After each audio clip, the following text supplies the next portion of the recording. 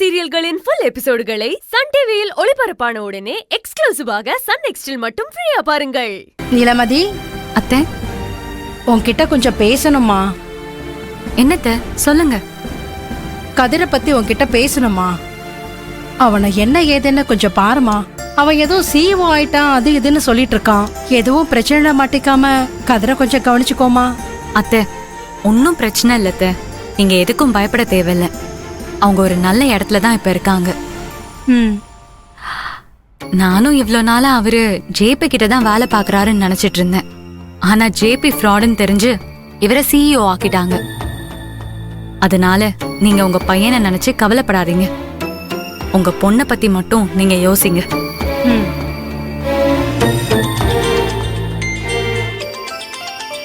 அத்தை, உங்க போன் தான் அடிக்குதுன்னு நினைக்கிறேன்.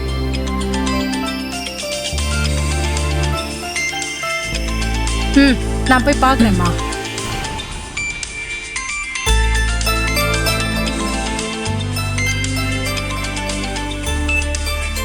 சம்மந்தியம்மா,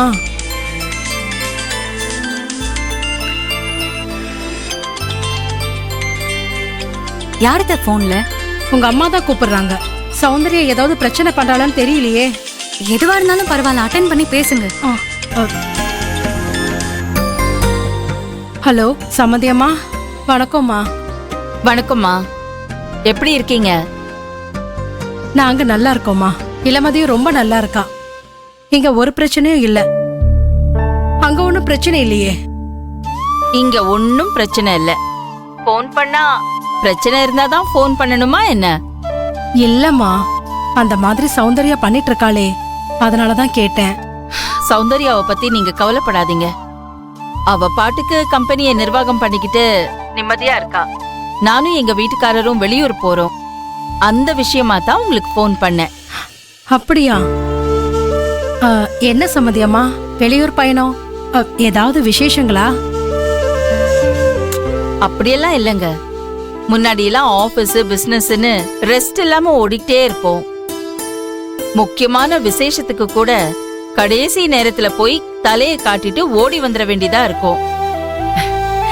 இப்பதான் மருமக எல்லா பொறுப்பையும் பாத்துக்கிட்டு எங்களுக்கு ரெஸ்ட் கொடுத்திருக்காளே. வீட்டுக்குள்ளேயே உட்கார்றதுக்கு எங்களுக்கு ஒரு மாதிரியா இருக்கு. அதான் என் வீட்டுக்காரரு டூர் மாதிரி போயிட்டு வரலான்னு காசி ராமேஸ்வரம்னு ஒரு ட்ரிப் பிளான் பண்ணிருக்காரு. அதனால நீங்க உங்க வீட்டுக்காரர் இறந்த விவரத்தை சொன்னீங்கன்னா நாங்க அவருக்கு திதியெல்லாம் கொடுத்துட்டு வருவோம். வீட்லயும் பிரச்சனை இல்லாம இருக்கும் இல்லையா?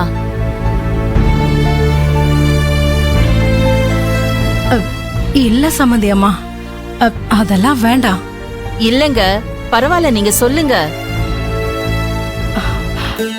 அது வந்து வளர்பிறை பிரதமை திதி சம்மந்தியம்மா. ஆஹா, அப்படியா? சரிங்க சம்பந்திமா, நாங்க அவருக்கு காசில வச்சு திதி கொடுக்கறோம். நாங்க திரும்பி வரதுக்கு 10-15 நாள் ஆகும். வந்ததுக்கு அப்புறம் உங்களுக்கு போன் பண்றேன். சரிங்க சம்மந்தியம்மா. ஓகேமா, வச்சிடுறேன். என்னவா அத்தை, அம்மா எதுக்காக கால் பண்ணாங்க? அது வந்து உங்க அம்மாவும் அப்பாவும் காசி ராமேஸ்வரம் டூர் மாதிரி போறாங்களாம்.